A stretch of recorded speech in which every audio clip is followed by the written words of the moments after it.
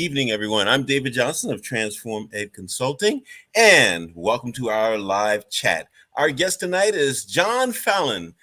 Hi, John. John A. Fallon III, Ph.D., is principal at Fallon and Associates, LLC. He earned degrees at Western Michigan University, Northern Michigan University, and Michigan State University. And he enjoyed a career in higher education as an executive level administrator, lobbyist, fundraiser, and consultant. Dr. Fallon served as president of 3 universities: William Penn University, the State University of New York at Potsdam, and Eastern Michigan University, vice president for public affairs at Saginaw Valley State University, and associate vice president for economic development and community engagement at Ball State University. Dr. Fallon has planned and managed 6 multi-year institutional capital campaigns, managed annual fund operations, energized alumni networks, secured a variety of multi-million-dollar gifts, and raised tens of millions of dollars for his institutions. Dr. Fallon has also served as CEO of an Indiana-based technology company, managed several regional nonprofit initiatives, and served on dozens of boards and commissions. John, thanks for being with us this evening. Well, it's my privilege, David. You've done a lot of things. How did you get here? Well, I'll tell you what, I fell in love with universities probably in my first week in undergraduate school and realized that this is a place that I wanted to be.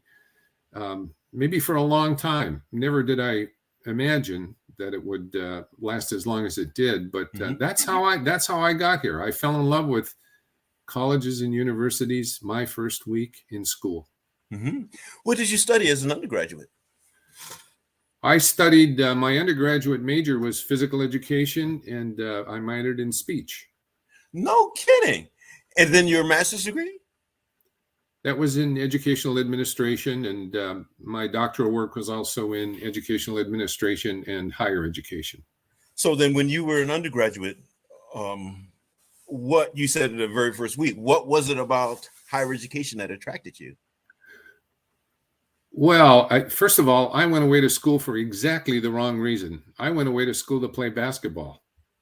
And so got there a little bit early, and, you know, universities compared to where I grew up in the Upper Peninsula of Michigan, universities were like parks.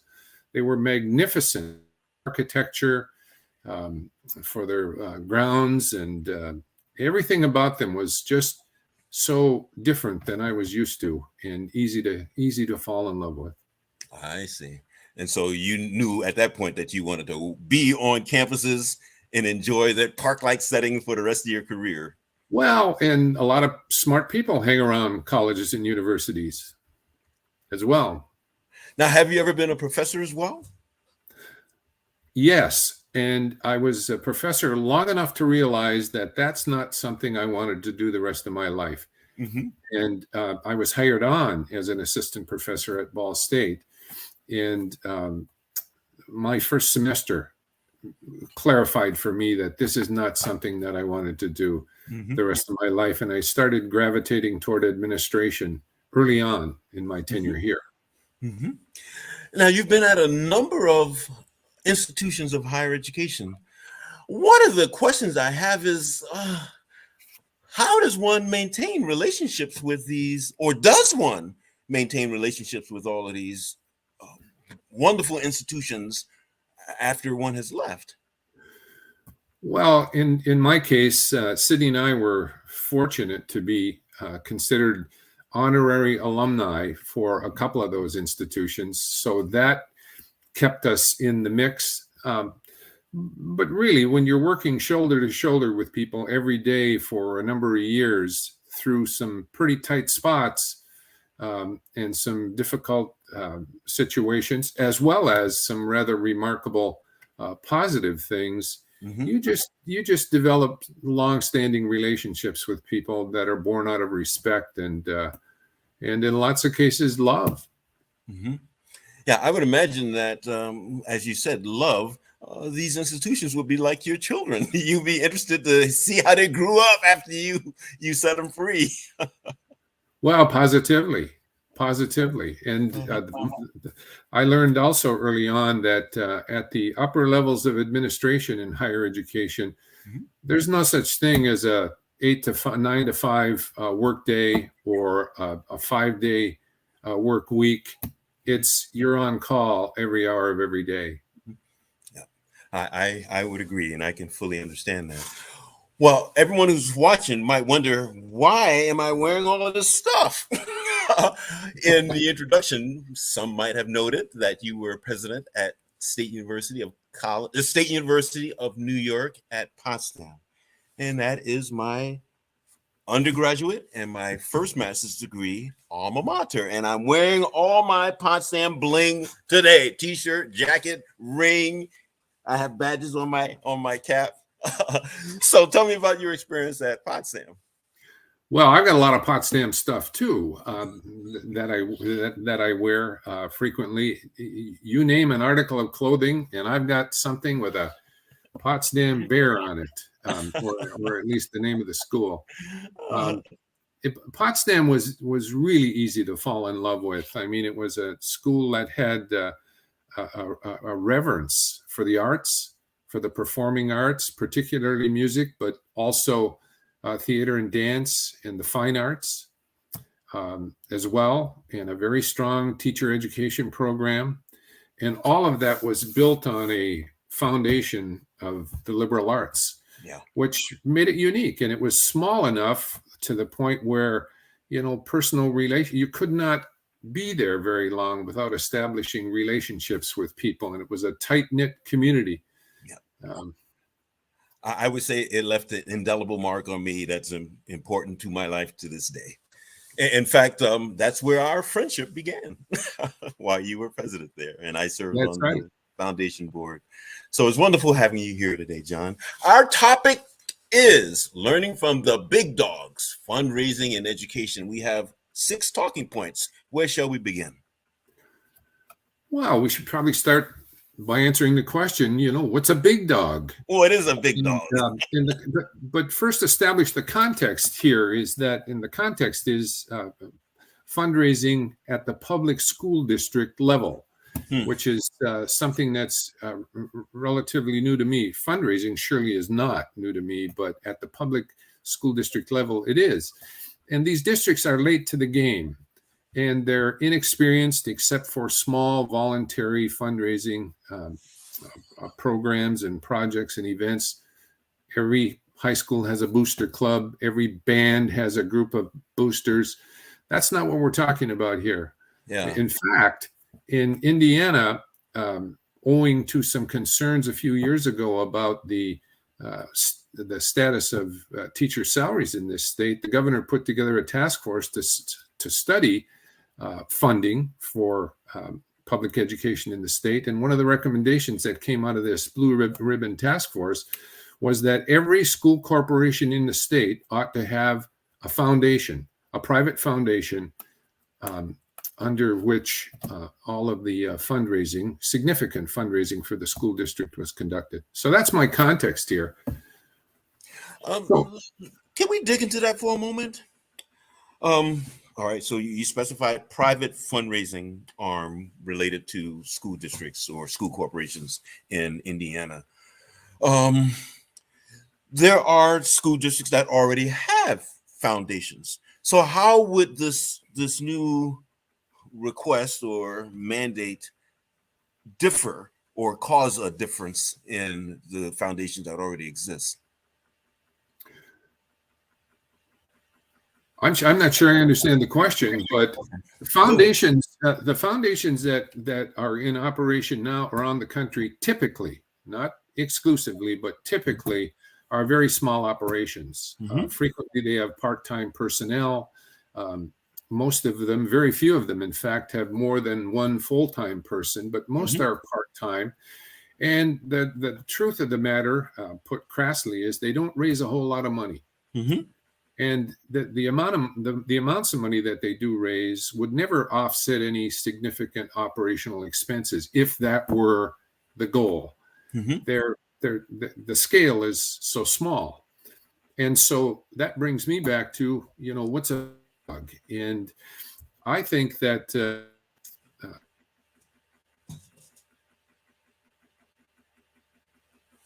level, which are growing by leaps and bounds. They're growing by leaps and bounds in this country. They would do well to look to colleges and universities, who, in my opinion, are the big dogs in fundraising, for how to go about that. Mm-hmm. And you don't have to look very far to realize that they're big dogs. For example, there are about 4,000 post-secondary institutions in the country now. 2,800 or so are four-year colleges and universities, and they have amassed over the years about $750 billion in endowment funding. They're very good at this, and any fundraising foundation or even program at the district level would do well to look into how it is that universities do that. They're simply expert at it. They raise about $500 billion a year, and they're growing rapidly. One last data point on that is this.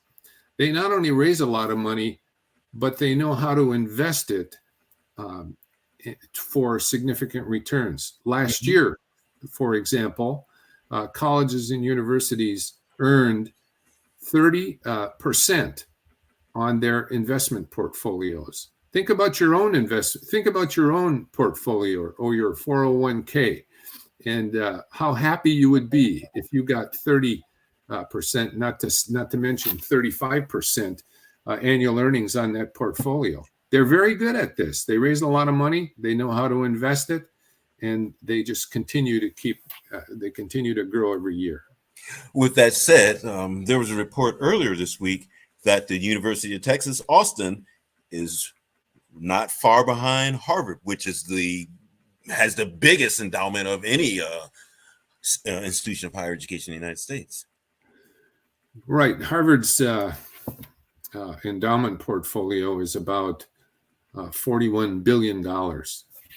That's a lot of money. Most people can't emotionally identify with the number of zeros before the decimal point in $1 billion, much less $1 trillion. But it's a lot of money. The other side of this is they've been at it for a long time as well. I mean, endowments were first established around the turn of the century, 1900. And so they've been doing this for a long time. Public schools, not so much. They're just new to this game. And that's why, if they intend to grow and be a player financially in the context of a school district in a community, they need to get up to speed quickly. And that's why they would benefit from learning from the big dogs. Mm-hmm. Now, let me go back to the question I asked originally. We're talking about the state of Indiana, and the governor asked, or not mandated, if I recall correctly. It's not law, is it, that every school district must have its own foundation? No, it's voluntary. Voluntary. And in fact, it's maybe a good time to say that you and I and another colleague are now in the business of helping school districts and communities establish foundations, right, and get them off to a roaring start. Not a slow or small scale start, but get to a serious level of fundraising right from the jump. Now, what I was saying earlier is that there are indeed school districts that already have foundations. So with this request from the governor in Indiana, would that change what those districts are already doing, what those foundations are already doing? It wouldn't. However, I guess it all comes down to what level of fundraising a foundation, a school district, or a community is satisfied with. The foundations I'm familiar with in Indiana raise somewhere in the $200,000 to $500,000 a year range. Mm-hmm. In my opinion, they should be, and they can be significantly beyond that. just by doing some things differently. And one last thing about big dogs, I'm gonna slide in here that appeals to your Potsdam bling is that an interesting thing about big dogs is they're not always big. Potsdam was the smallest of the 13 liberal arts universities in the State University of New York, but it continues to have the largest endowment and raises more on an annual basis than any of its other 12 colleague institutions, even though some of them are as much as 5 or 6 times as large. Mm-hmm. So, well, John, that ties into the next bullet, motivations for giving. What would you say is behind that difference between my alma mater and the 12 peer schools, let's say?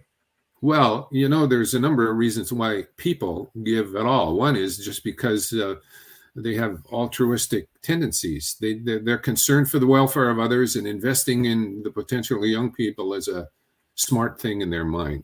Mm-hmm. Some people give and donate because of physical proximity. I live in this community, therefore I ought to invest in this community to make it better for me, my family, and others. Some people give for reasons that could be best explained in terms of vanity. In the old days, school buildings were named after great Americans. Lots of school districts had a Washington school or a Lincoln school or an Eisenhower school. These days, or a beloved music teacher or a beloved coach or whatever else. These days, not so much. They're typically named after major donors or corporations. So vanity plays in here oftentimes at some level.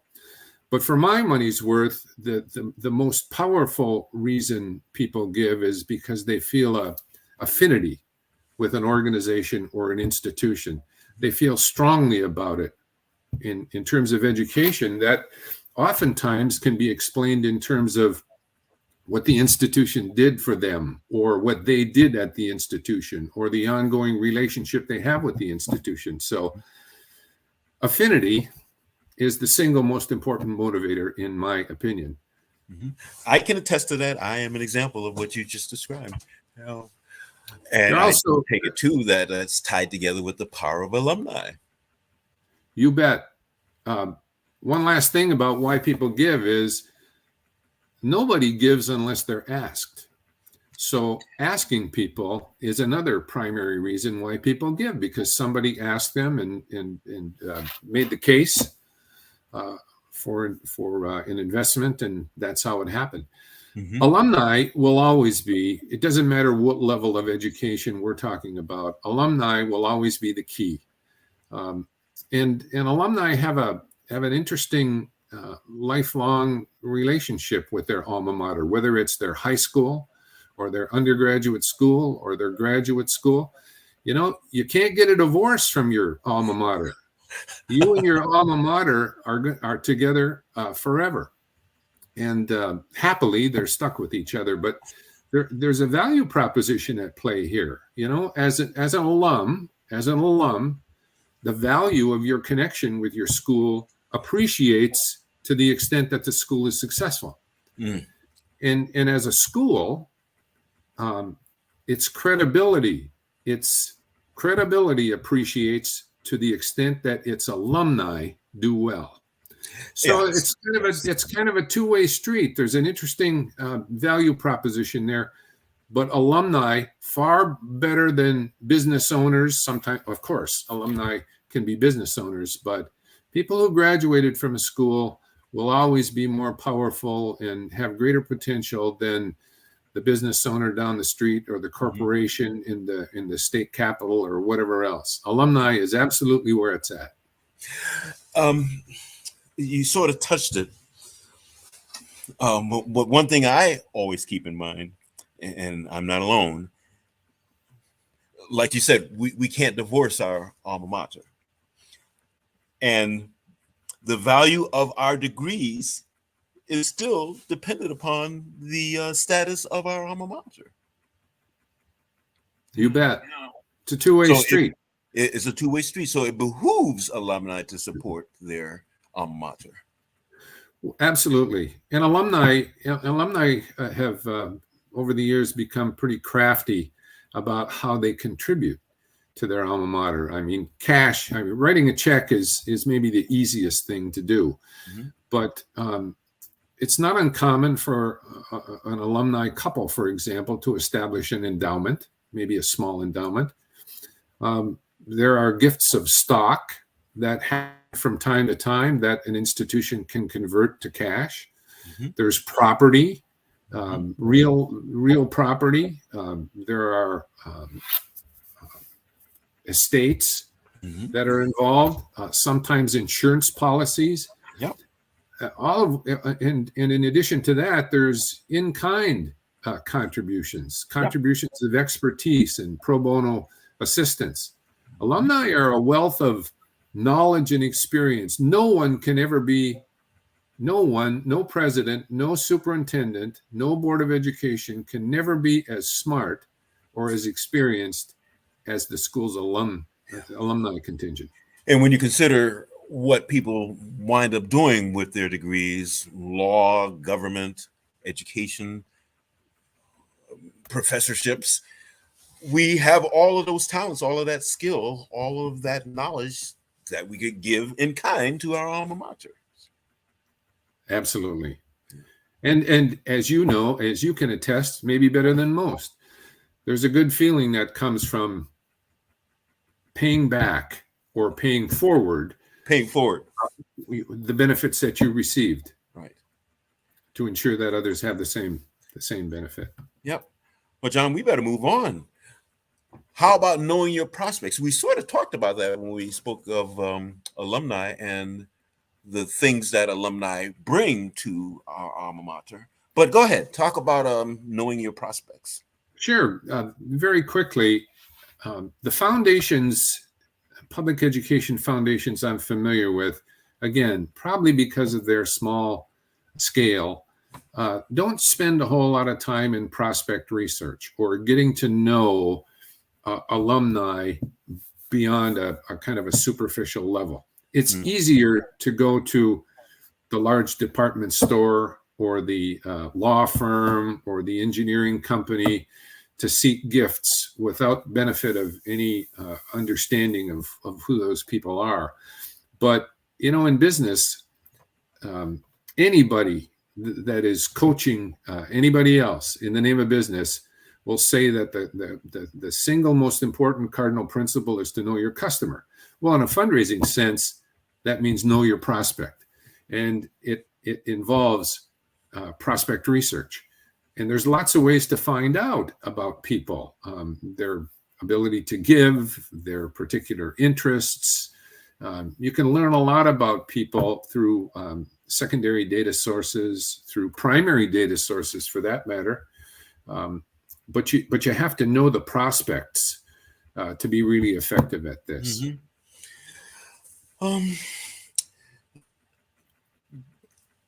I want to say that there's a step beyond the data sources, and data sources may not always be able to give you the person's interests unless you could perhaps skate on the edge of privacy or a person's privacy. So how do we get to the next step beyond the basic information one would find or learn about a prospect? Well, relationships have to be cultivated. I mean, it comes down to nose, person to person conversations and building a relationship with people, because, you know, even though the name on the check might not be an individual's name, it's probably going to be an institution or a district, but people do give to other people. And so you have to build a relationship. The interpersonal elements of that is critical. Well, let's move to smart investments. You mentioned earlier about the 30 or 35% annual return on an investment. What would be smart investments? Well, you know, most people, this comes back in my mind to alumni. most people who are fundraisers are not typically facile with investment practices and where to get the best bang for an investment dollar.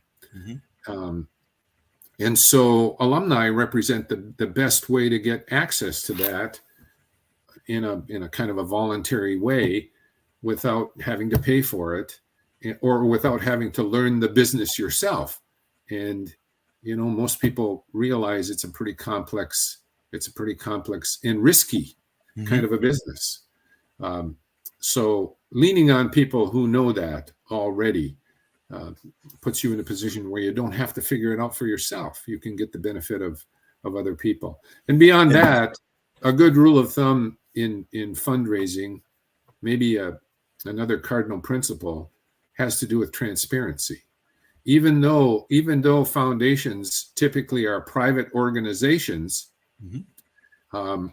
it's best, things work best in fundraising when everything is on top of the table. When people understand everything that's going on, things work best. It's when things are not fully shared and communicated where things go haywire. I was going to say that regarding investments, again, if you use alumni and others associated with the institution, that's another in-kind donation. Positively. And you were going to say something. I interrupted you. I'm sorry. Oh, I can't remember what I was going to mention. Okay. Well, let's take our last bullet then, long-term horizon. Well, you know, I liken building a fundraising program, starting with a foundation, to building a house. And, you know, you wouldn't think about building a house without a strong foundation. And that has to come first. And in terms of a fundraising program, particularly in establishing a foundation as the umbrella under which fundraising takes place, there's a legal dimension to that foundation. There's a structural dimension to that foundation. There's an operational dimension, policies and procedures to that. And then there's a relational dimension, how it is that people connect to each other. And that's the foundation on which an effective fundraising program gets built. And that doesn't get built overnight. It can't get built overnight. There's no such thing as a shortcut to a really successful fundraising program. It's building blocks and starting with a solid foundation. And it does require a longer term time horizon. You can't do it in a year.